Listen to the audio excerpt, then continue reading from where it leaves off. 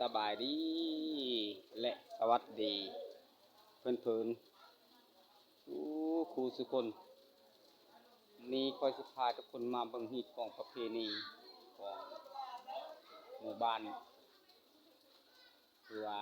เขาหมู่บ้านของค่อยเนาะคือว่าเขาเจ้าทำบุญทุกคนทำบุญแจกเข้าวเนาะถือว่าเป็นฮีตของประเพณีที่บุปผาบ่ปล่อยนับถือมาตั้งแต่ดึกดำบรรพ์ทุกคนนะเขาเจ้าสิมีการเฮ็ดใดทำใดคอยพาทุกคนได้ส้มเขาส้มเขาเบิ่งน้ำกันทุกคนติดตามไปน้ำกันเอาอะไรกาพาทุกคนเข้าไปสกมือกันเนาะบรรยากาศอยู่ในทางใน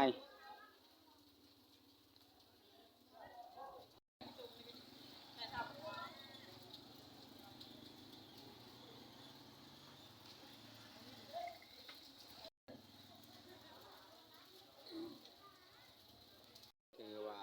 เขาเจ้ากำลังกะเกมแบบงานบุญเป็นมื้อแลงแต่ว่าคอยสิถ่ายให้บรรยากาศในตอนกลาง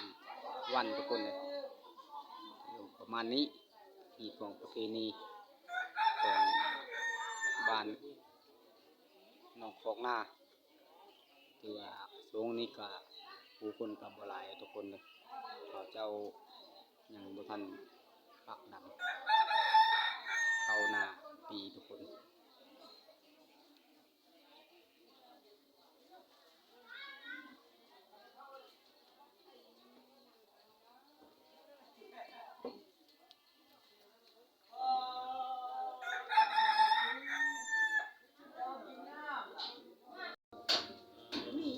คือว่าเขาเจ้าพาเกมอีกเครื่องบุญเขา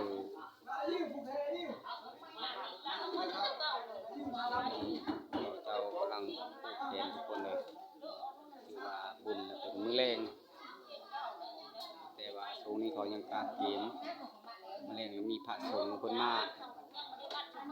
เป็นตอนประมาณ4 แรงทุกคนเลย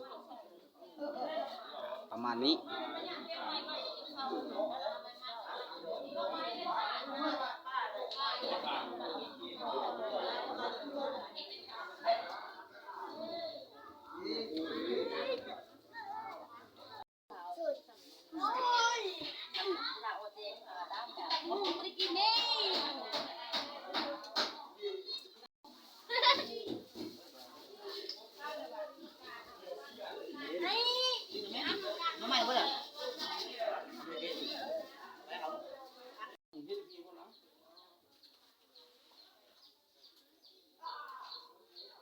เขาเจ้า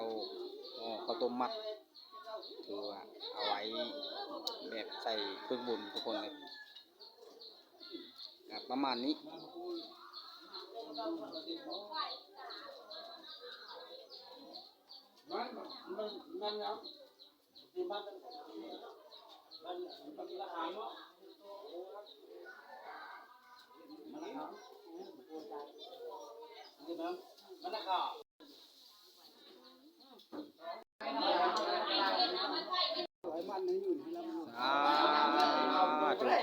เป็นผู้เกณฑ์ให้ไว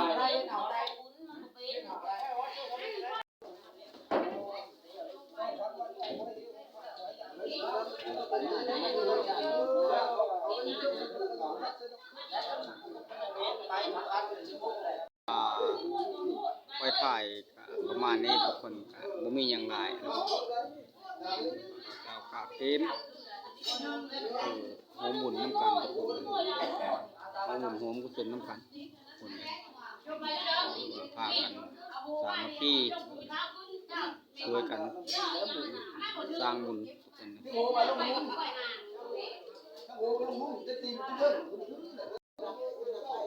เต็มรถพี่ก็ยังถือมากคนนะรถน่ะลงไปเอาอีกสาวเอ๊ะแต่ลงเอา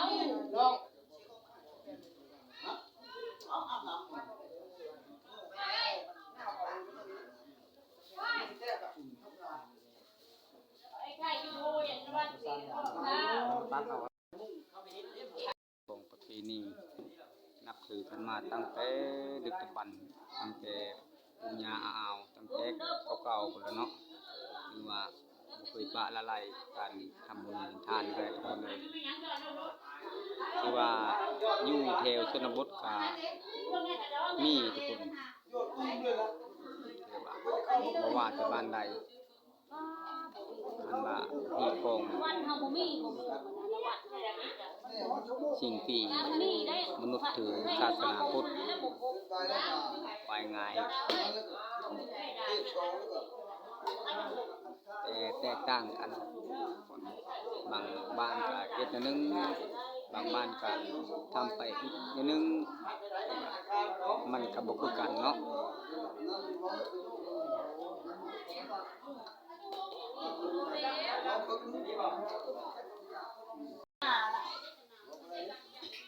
แต่มากับมันทุ่มลูกผมมาปุ๊บกูทุ่มนะกูตัวตาแล้วลงช่องเล่นพ่อเล่นล่ะมาบัดเนี้ยมันจะไม่นิยมต้องเช่นช่องเล่นไปอ่ะ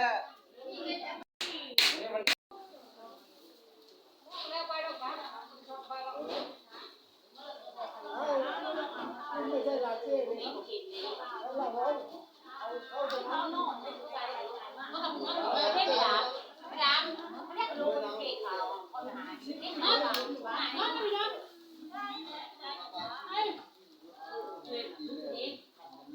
เฮ็ดมีบ่ใช่หอยโจรนี่นะเนาะ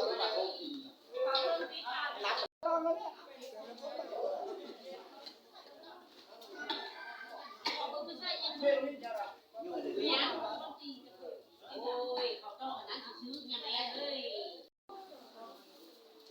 แล้วไปดอกบ้านไปดอก ไม่ใช่ลาเจ้เลยแล้วเราเอานอนไม่ใส่ก็ทำงานเฮ็ดหลาดามเฮ็ดลูกเฮ็ดเขาคนหาเฮ็ดนอนนอนไม่นอน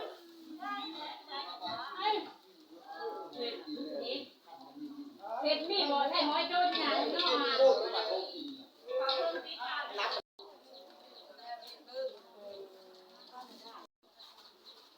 เข้าไปแล้วก็ติดตามให้แน่ล่ะ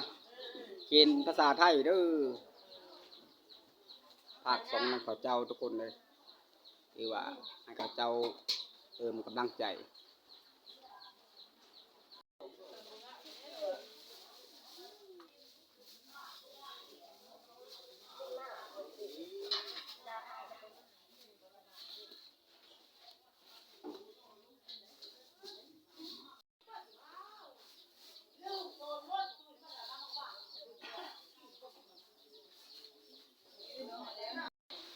บรรยากาศตอนนี้ก็ฝนตกทุกคนเลย